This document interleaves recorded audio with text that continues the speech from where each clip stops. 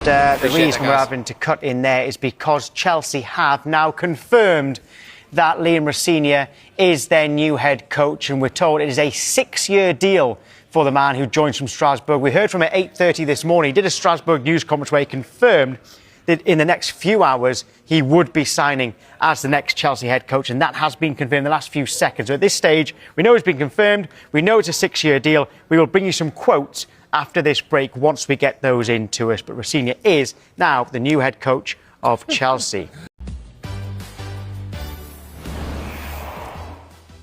But let's start with that big breaking news. Liam Rosenior has confirmed this morning that he will become the new Chelsea head coach. We're awaiting official confirmation from Chelsea themselves, but speaking in the last few minutes at Strasbourg, he has said this, not signed yet, but he's verbally agreed a contract with Chelsea.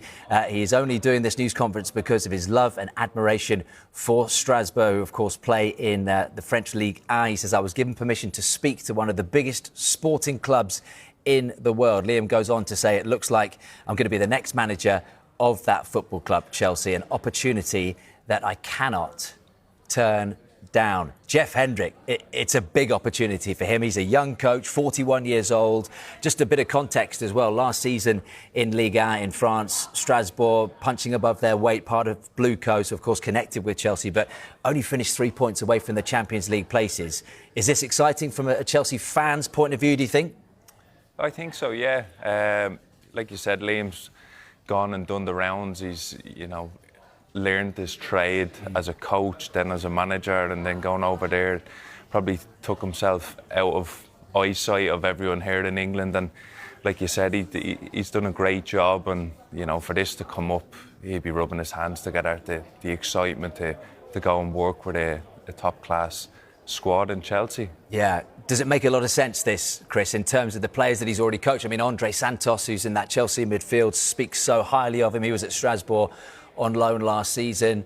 Jordi Petrovic, of course, has since moved on from Chelsea, gone to Bournemouth. But a player that's coming in Emmanuel Emega as well. Whether Liam lasts that long, that's in the summer of 26. There's a lot of connections between the two clubs, and they think very highly of him at Chelsea. Yeah, definitely. Well, we know he's been in the Blue Coast system, so Chelsea have obviously had eyes on him for a while, but it's just not that he's just in the system, it's the job that he's done there as well. He's done such a fantastic job at Strasbourg, like you said, really close to actually getting in the Champions League last season. I think the fact, as Jeff alluded to there, is that he's worked his way up in, as a youth coach at Brighton. He's done the rounds at Derby as well, did a really good job at Hull, bit unlucky to get sacked there. So he's done his rounds as a coach. I think Wayne Rooney was talking about yesterday how good of a coach he is, and by being in that system, obviously Chelsea have had eyes on him for a while. So yeah, it's obviously a massive opportunity for him. I think they'll like the fact he's worked with young players all through his coaching career so far, especially at Brighton and at Hull, the likes of Fabio Carvalho did such a good job with as well.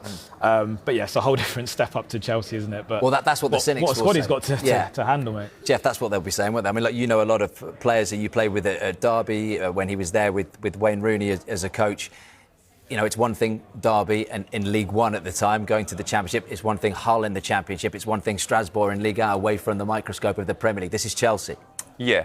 So he's going to be under fire if he doesn't, start off well. But I think the thing with Liam and knowing people who played with him and worked closely to him early in his coaching career, he's obsessed with the game. I think and for you to be a good coach or manager, that obsession, because the hours you have to put in it's crazy, really. And he's gone and done that for several years now. And, to get an opportunity like this, I said he'll be loving it because he is willing to put them hours in and put the work in to build himself as a manager. Yeah, and when you look at the games that he's got to come, I mean, it all comes thick and fast in the Premier League, especially a team that's competing in the Champions League. Up against his old team, Fulham, he won't be in charge for that one. Callum McFarlane in the dugout for that tomorrow night.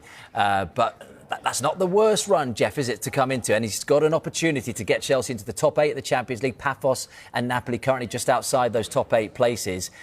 Arsenal, a League Cup semi-final with potentially Manchester City or Newcastle in the final. Silverware early doors, potentially. Yeah, it'd be a dream start for him.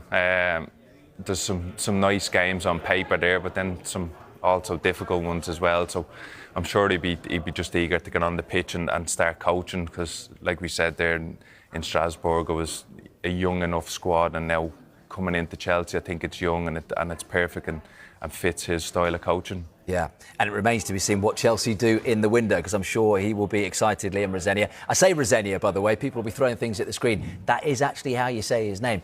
Let's Worked with his ask dad him for 10 years. next Let's start it. Let's see if it sticks. I know people say Rosenior is Rosenior, but say what you like. Liam Rosenior looks like he's going to be the next Chelsea head coach. Let's move on, guys, and talk about Mark Gahey, because it's our understanding that Crystal Palace are expected to consider offers below last summer's asking price in January, with Manchester City set to have discussions about whether to bring forward their summer plans for a new centre-back this month. Chris, just firstly, bring us up to date with this contract situation that he's involved in now. Yeah, look, so I think everyone knows